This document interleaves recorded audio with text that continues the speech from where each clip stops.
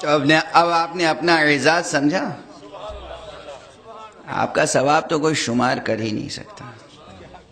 نیت کی کہ مجلس میں جا رہے ہیں، ثواب مل گیا، اور جب چلے تو نہ جانے کتنے فرشتوں نے پر بچھایا ہوگا، بوڑھے بزرگوں کا شانہ نہ جانے کتنے ملائکہ نے پکڑا ہوگا، کتنے ملائکہ نے سہارا دیا ہوگا.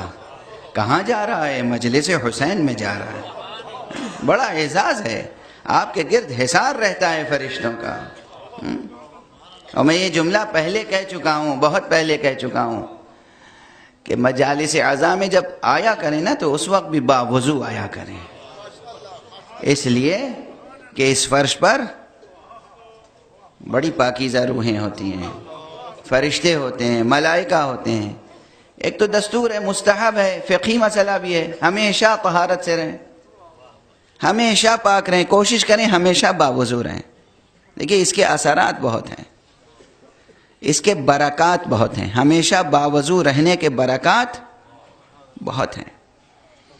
ہمیشہ باوضو رہیں، لیکن خصوصیت کے ساتھ جب مسجد میں جائیں باوضو جائیں، جب مجلس میں جائیں باوضو جائیں. مسجد اور مجلس کا ربط ہے.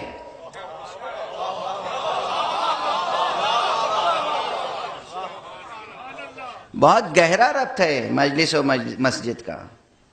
مسجد میں جو 2 رکعت نماز پڑھتے ہیں وہ مختصر ترین مجلس ہے.